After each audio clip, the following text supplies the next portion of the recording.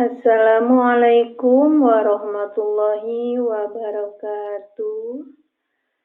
Berjumpa kembali bersama saya, Ainur Asobah. Dalam kegiatan hari ini, kita akan membahas pembelajaran 5 tentang sholat kewajibanku untuk di kelas 3 semester 1. Selamat menyaksikan dan semoga bermanfaat. A. Inti ibadah sholat. Apa itu sholat? Sholat secara bahasa artinya doa. Sedangkan menurut istilah, sholat adalah serangkaian ucapan dan perbuatan yang diawali dengan takbiratul ihram dan diakhiri dengan bacaan salam, serta syarat dan rukun tertentu. Jadi segala serangkaian ucapan, perbuatan kita yang ada syarat dan rukun yang sudah diatur dalam agama. Sholat ini dilaksanakan salah satunya untuk membuktikan pengabdian kita kepada Allah. Jadi seorang muslim itu membuktikan pengabdiannya dengan cara sholat. Itu salah satunya. Sholat ini merupakan salah satu ibadah yang diperhitungkan pertama kali setelah hari kiamat tiba. Bahkan setelah kita mati pun, pertanyaan pertama yang Allah akan berikan melalui malaikat Munkar dan Nakir adalah tentang sholat. Bagaimana sholat kita ketika di dunia? Apakah baik atau selalu ditinggalkan? Apakah selalu disiplin dalam sholatnya atau sebaliknya? Nah, dengan kita melaksanakan sholat, dapat mencegah segala perbuatan yang keji dan mungkar.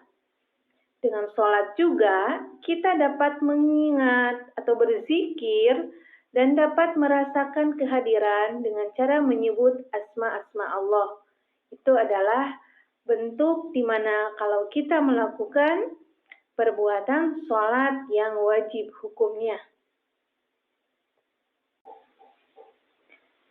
Nah, sholat perlu diketahui mana saja sholat yang harus kita laksanakan terlebih dahulu. Sholat memiliki 5 waktu yang wajib untuk dilaksanakan. Nah, kata wajib ini harus diketahui dulu bahwa wajib adalah segala perbuatan yang apabila kita melaksanakannya akan mendapatkan pahala. Dan apabila kita tidak melaksanakannya akan berdosa atau mendapatkan siksaan. Jadi mau tidak mau kita harus melaksanakan sholat yang jumlahnya ada 5 waktu. Mana saja itu? Yang pertama ada sholat subuh. Jumlah rakaatnya berapa? Ada 2. Kedua, sholat zuhur, di mana jumlah rakaatnya ada 4. Ketiga, ada sholat asar, jumlah rakaatnya ada 4. Keempat, sholat maghrib, jumlah rakaatnya ada 3. Dan terakhir, ada sholat isya, yaitu jumlah rakaatnya ada 4. Jadi, dalam sehari semalam, kita diwajibkan untuk melaksanakan sholat 5 waktu dengan jumlah rakaat 17 rakaat. Awas, itu harus dilaksanakan karena hukumnya wajib. Berbeda dengan sholat duha, sholat sunnah tahajud, itu hukumnya sunnah. Jadi kalau kita melaksanakan sunat mendapat pahala, tidak dikerjakan pun tidak apa-apa. Berbeda dengan sholat wajib ini. Sekarang kita lanjut ke niat sholat fardu. Perlu diketahui dulu Apa itu niat? Niat itu harus kita laksanakan atau kita bacakan di dalam hati ya, bukan hanya di lisan. Jadi ketika kita akan membacakan niat sholat, niat puasa, itu dibacanya di dalam hati. Itu harus. Itu yang fardu, itu yang wajibnya. Sedangkan kalau di lisan, itu hukumnya sunat. Nah, sekarang kita perlu tanamkan dan kita ketahui dulu bahwa yang namanya niat itu ada di dalam hati. Bagaimana niat sholat subuh? Usolli faradhas subhi rakaataini mustaqbilal kiblati adaan lillahi ta'ala. Niat sholat zuhur. Usolli faradhaz zuhri arba'a raka'atim mustaqbilal kiblati adaan lillahi ta'ala. Niat sholat asar. Usolli fardha asri arba'a raka'atim mustaqbilal kiblati adaan lillahi ta'ala. Nah, lalu bagaimana kalau saya sholatnya sholat berjamaah menjadi makmum? Kita ganti di akhirnya. Contoh, kita bacakan niat sholat subuh. Usolli fardhu subhi raka'ataini mustaqbilal kiblati ada'am ma'muma lillahi ta'ala. Nah, itu untuk yang menjadi makmum. Bagaimana kalau saya menjadi imam? Bagaimana niatnya? Usolli fardhu subhi raka'ataini mustaqbilal kiblati adaan imam lillahi ta'ala. Nah, untuk niat sholat maghrib, sholat isya, sama tinggal kita ganti niat sholat, nama sholatnya dan juga jumlah rakaatnya. Nah, itu supaya kita bisa menerapkan bacaan niat sholat, niat puasa juga yang namanya niat itu harus dibacakan di dalam hati. Kita lanjutkan ke gerakan dan susunan bacaan dalam sholat. Yang pertama perlu diketahui berdiri tegak, ini khusus bagi yang mampu. Ya, bagaimana kalau ada yang tidak mampu, misalkan sakit atau orang tua, itu boleh duduk, boleh sambil tidur ya atau telentang. Itu adalah aturan dalam agama, saking wajibnya kita melaksanakan sholat. Nah, untuk yang badannya sehat atau normal, yang pertama berdiri tegak dan menghadap ke kiblat ya. Jadi harus tahu dulu kemana arah kiblat kita atau Mekah itu. Berdiri tegak, kemudian menghadap ke kiblat sambil membaca niat sholat dalam hati. Sudah tadi kita bahas bagaimana niat sholat dan bagaimana menerapkan niat itu di dalam hati. Kedua, membaca doa iftitah. Ini hukumnya sunat, ya, boleh dikerjakan atau dibacakan.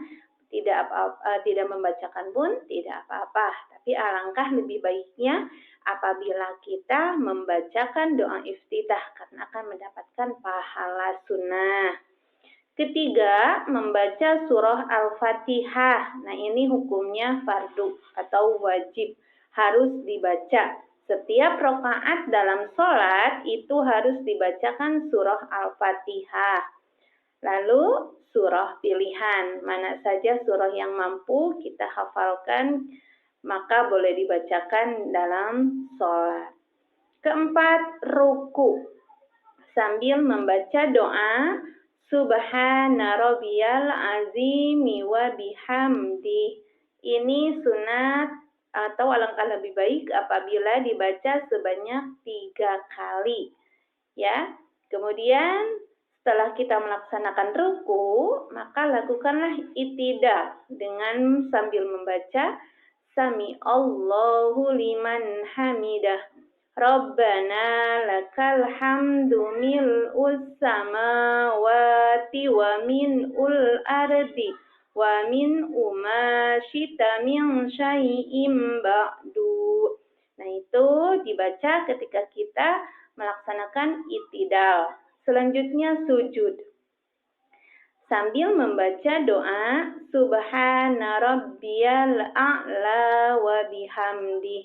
Ini sama dibaca sebanyak 3 kali.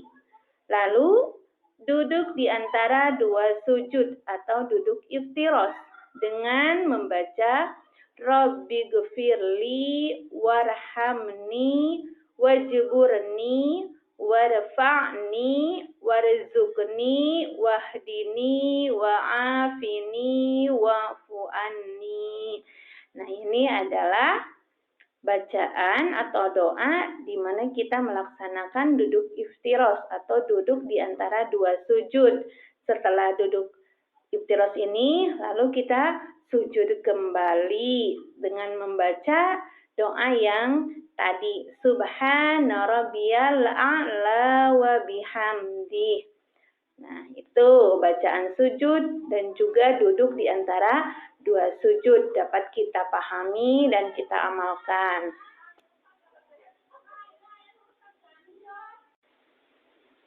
Kita lanjutkan gerakan dan bacaan sholat. Kedelapan, kita melaksanakan duduk tasyahud awal sambil membaca Allahu Akbar dan doanya. Di mana doanya nanti akan kita sampaikan dan kita akan bahas kembali karena sangat panjang ya. Yang 9, duduk tasyahud akhir sambil membaca juga Allahu Akbar serta doa tasyahud akhir yang sangat lebih panjang lagi. Dan yang terakhir adalah salam ke kanan itu wajib dan salam ke kiri itu sunnah. Oke, itu gerakan dan juga bacaan dalam sholat. Nah, setelah kita memahami apa itu sholat, pengertian secara bahasa, pengertian secara istilah, waktu sholat, niat sholat, jumlah rakaatnya sudah kita pahami dan perlu juga kita melaksanakan dan merealisasikannya setelah barusan kita juga sudah tahu gerakan dan juga bacaan dalam sholat. Nah, sebagai motivasi perlu juga kita ketahui ada beberapa hikmah setelah kita melaksanakan sholat atau hikmah dari sholat itu sendiri. Tentunya ini kembali untuk kita yang melaksanakan sholat. Apa saja hikmah-hikmah untuk orang yang melaksanakan sholat ini secara garis besarnya. Yang pertama, selalu mengingat Allah. Orang yang bersolat tentu akan mengingat Allah. Kedua, mendekatkan diri kepada Allah. Jadi orang yang melaksanakan sholat, tentu hati, pikirannya, jiwanya akan selalu dekat dengan Allah. Ketiga, orang yang melaksanakan sholat, maka dia akan disiplin dalam mengatur waktu, baik waktu kehidupan sehari-hari, waktu dalam sholat juga. Keempat, hidupnya akan bersih. Nah, jadi orang yang melaksanakan sholat tentu kehidupannya akan menjaga kebersihan karena dia rajin berwudu, rajin menghilangkan hadas kecil maupun hadas besarnya, maka hidupnya juga akan bersih, bersih untuk dirinya, bersih untuk juga lingkungannya. Kelima, hidupnya akan tertib dan juga teratur, tidak akan amburadul, tidak akan banyak masalah karena diatur dengan adanya kita melaksanakan sholat.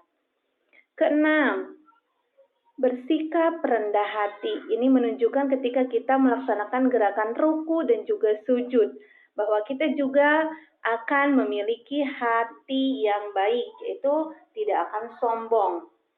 Itu salah satu hikmah dalam sholat. Yang selanjutnya, hidup damai dan menyebarkan kemaslahatan. 8. Hati menjadi tenang dan juga tentram karena banyak melaksanakan sholat. Selanjutnya, membina kebersamaan, persatuan, dan juga persaudaraan. Ini salah satu hikmah kita apabila kita berjamaah. Karena adanya berjamaah itu, kita akan membina kebersamaan, persatuan, dan juga persaudaraan dengan sesama muslim. Selanjutnya, memelihara diri dari perbuatan dosa. Itu hikmah-hikmah dalam sholat. Demikian pemaparan materi tentang sholat, kewajiban kita sebagai anak muslim.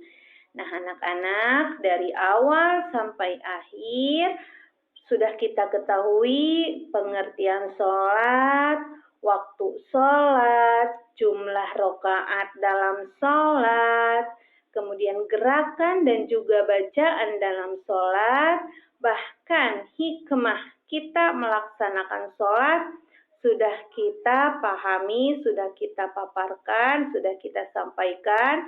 Semoga kita dapat merealisasikan dalam kehidupan sehari-hari di mana kita diwajibkan melaksanakan sholat dan tentunya harus disertai dengan ilmunya. Ya, sudah kita ketahui ilmunya seperti apa. Nah, sekarang kita tinggal mengimplementasikan dalam kehidupan sehari-hari di setiap waktu dalam sholat kita. Semoga bermanfaat. Di lain waktu, di lain kesempatan, kita akan berjumpa kembali dalam pembelajaran PAI dengan materi dan pembahasan yang lain. Wallahul muwaffiq ila aqwamit thoriq. Wassalamualaikum warahmatullahi wabarakatuh.